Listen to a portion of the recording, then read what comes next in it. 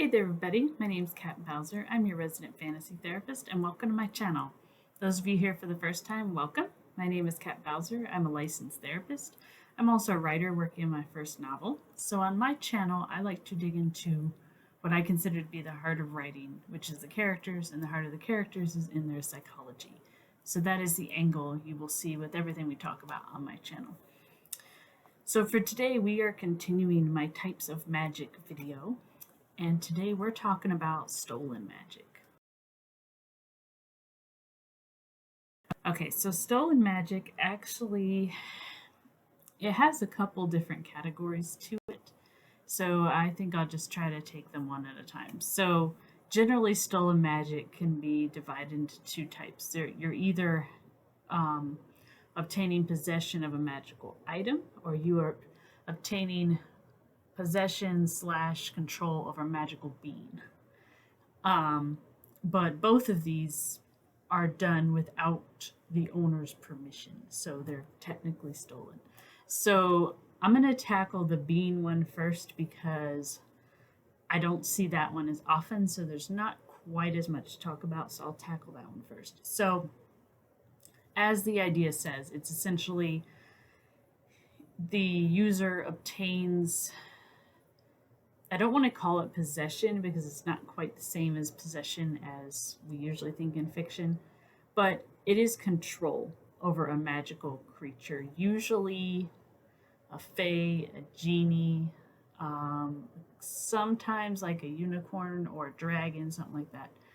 But they have a type of command and control over the creature, and usually it means that they're going to be granted wishes.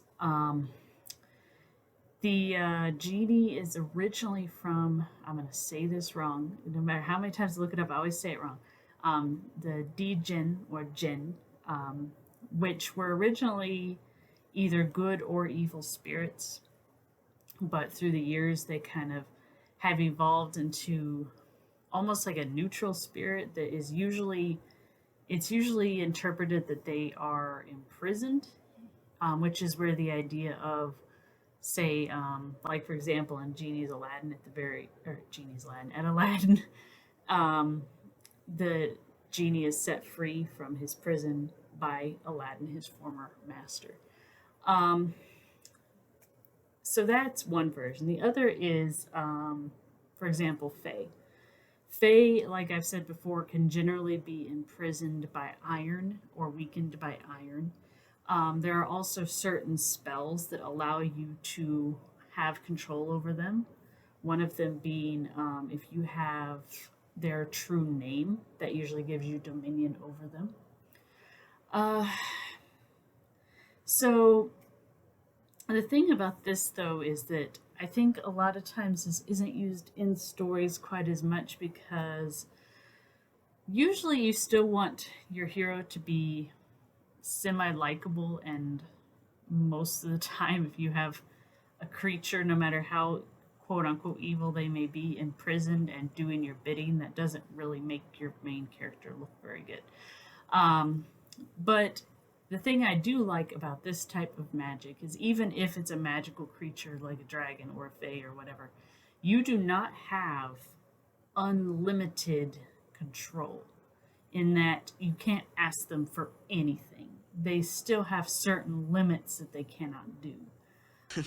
You're gonna grant me any 3 wishes I want, right? Almost. There are a few provisos, a couple of quid pro quos. Like? Rule number 1, I can't kill anybody. Yeah, so don't ask. Rule number 2, I can't make anybody fall in love with anybody else. You little punum there. Rule number 3, I can't bring people back from the dead. It's not a pretty picture. I don't like doing it. Now, how strong or stringent those limits are is going to depend on your story. Some of them, they are very loose and open to interpretation. Others, they are very strict. Okay, here, I can't do X, Y, and Z. I am the genie of the lamp, and I am obliged to grant you 3 wishes. May I take your order, please? You go first, Lickety Split. I wish the weather was Pacific. Temperature? Well, 82, 64, 179. 82? Relative humidity. Come on, what'll it be? 5%, 10, 90? Well, but I hadn't thought of it. And I'll also need to know the prevailing wind speed and the percentage of the color orange in the sunset. Look, all I want is a perfect day, so what's so difficult about that? And what about the sky? You have your cerulean blue, your robin's egg blue, your royal blue, or blueberry blue, cobalt blue. And if you try to do a loophole to get them to do that anyway, they'll call you on it and say, no, I said I can't do this. So that is typically with stolen magic when we're talking about creatures, that's usually what we're talking about. And naturally, I think that one, though it doesn't do a good job of making your main character look very good, you can switch it around. Like I mentioned before with Aladdin, he eventually chooses to release the genie, at least in Disney's version. The original story is a little more complicated. But for the sake of storytelling, in that version, he does choose to let him go, which does make him look better. Like, okay, I recognize that this is horrible, so I'm going to release this creature. With Fae, it's a little different because Fae, like I said in the previous video, are usually tricksters. So, you know, you can kind of go either way with whether how your character treats them is necessarily a horrible thing or if it's kind of payback. So that's kind of open to interpretation too. Let's see here. But I think the other thing to remember is that with this type of magic, you have to bear in mind that these creatures are usually only doing your bidding because they have to. So as soon as that control you have over them, however you are maintaining it, is lost, most of the time you're kind of screwed. Come on, help me get my pot of gold out of here. Your gold? Why, if I have any magic left, I'll... There you are. If it's me pot of gold you be wanting, then it's all yours.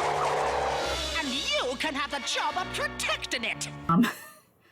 Especially with creatures like fae, fairies, and things like that. Once they have the ability to be free, you better remember they're gonna remember how you treated them. So that I always appreciate is if the author kind of twists that around and has the former imprisoned creature get a little revenge. And quite frankly, most of the time you really can't blame them. So there's that. The other type of stolen magic falls into essentially objects. So this is where we're talking about cursed items. So like things like the Ark of the Covenant from Indiana Jones. That's a big one. I think in some stories the Holy Grail is considered cursed. You have cursed gold, things like that. So why are they cursed? You know, a common theme through most of these stories is that the items don't necessarily start out cursed. They become cursed as a protective mechanism. So, for example, the Ark of the Covenant in Indiana Jones, it essentially kills whoever opens it. Marion, don't look at it. Shut your eyes, Marion. Don't look at it, no matter what happens.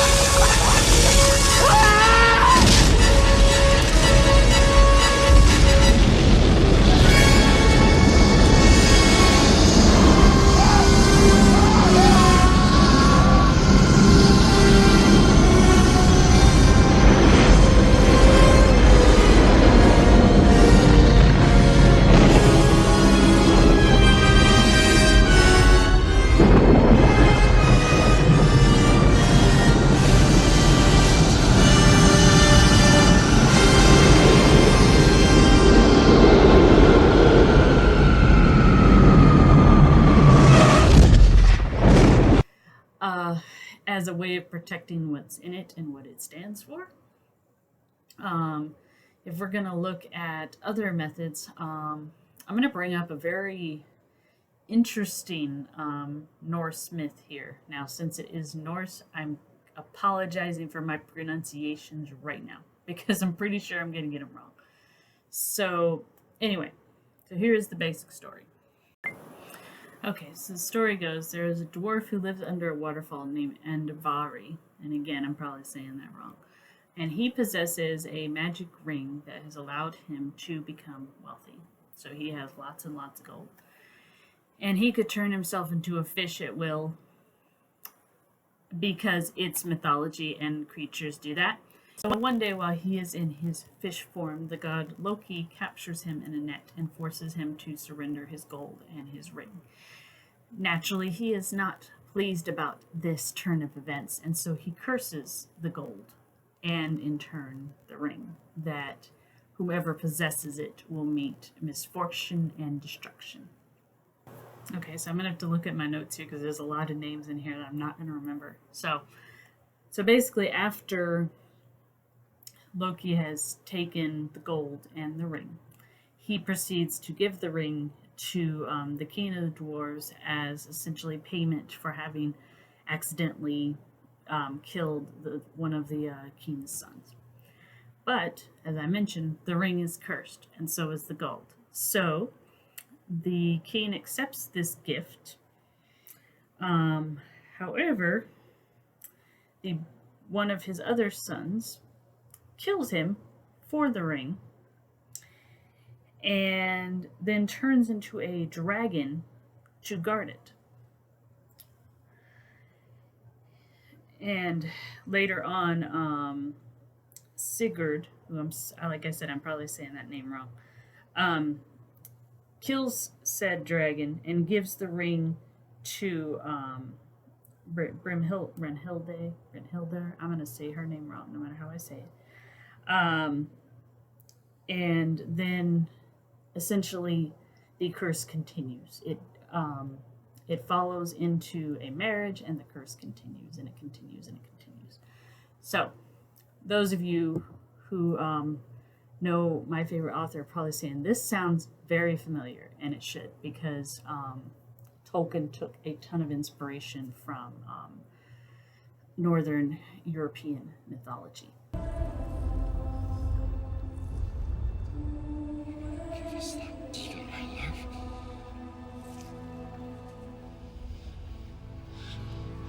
Why?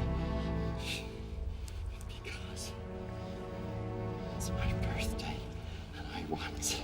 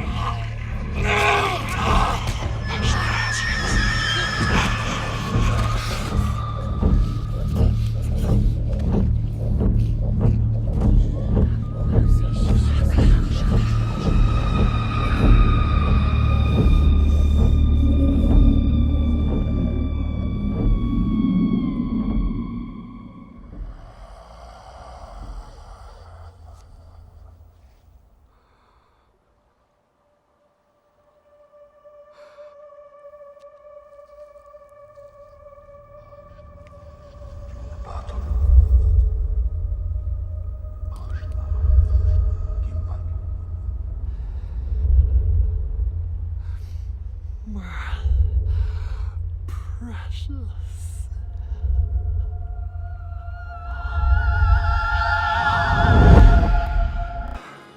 I am almost tempted to let you take it, if only to see Oakenshield suffer. Watch it destroy him. Watch it corrupt his heart and drive him mad. for his work, Lord of the Rings and The Hobbit. So if you notice something familiar, there's a reason for it. In any event, so in this case, not only was the ring cursed, but the gold itself was cursed. So this was essentially a revenge for something that was gotten through ill gains. And that's really, I think, where a lot of stolen magic falls in, is that it's usually either a protective mechanism or it's a revenge story. So kind of like we like our material objects, we like things that we have worked hard for, and when they're taken from us, we're not happy about it.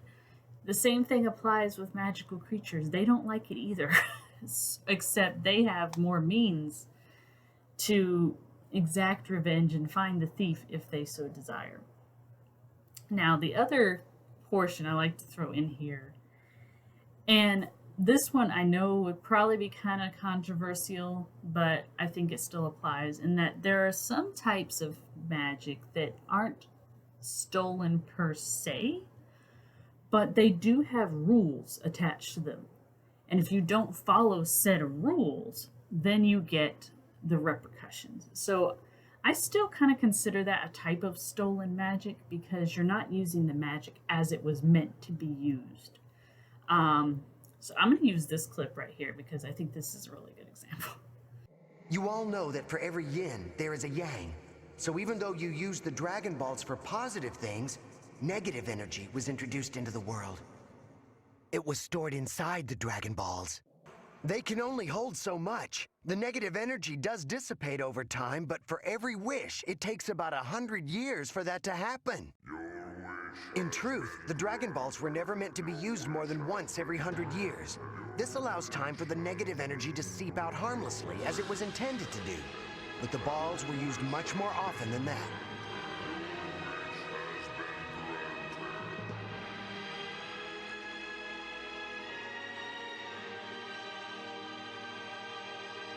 They couldn't hold it any longer, and all of the negative energy was released at once in the form of this dragon. And he is pure evil.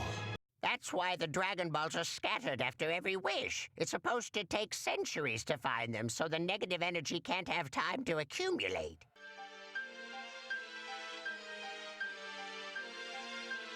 I'm afraid you don't have much time to act, Goku. That dragon is attacking the nerve centers of the globe.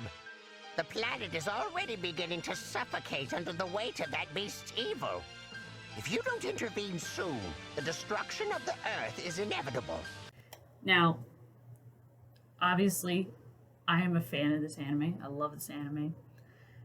One of the big fan complaints throughout most of the anime is that you can use the Dragon Balls for anything. Absolutely anything, and nothing ever happens from it. Enter this idea in GT, and I still think it's an excellent idea.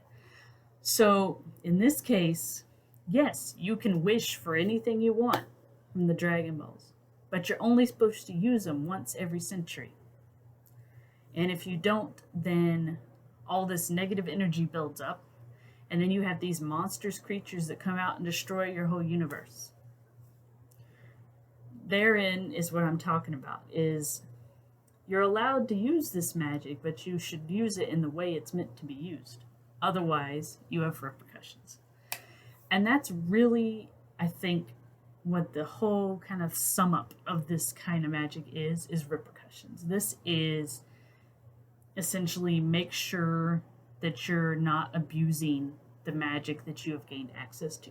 Make sure that you have gained access fairly to this magic.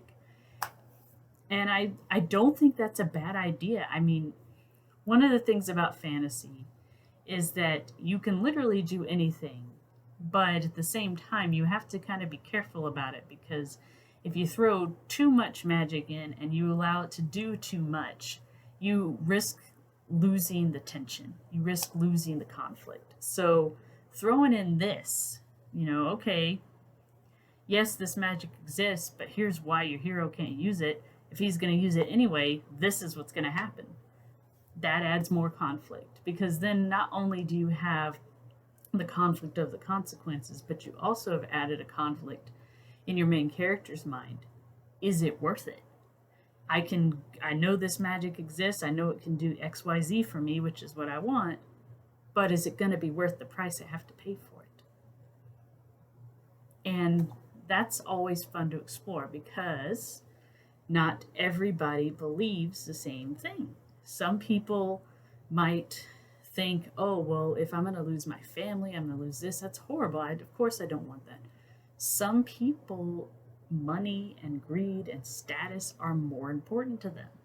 And when you put them with characters who share different beliefs, you have the makings for a really fun conflict.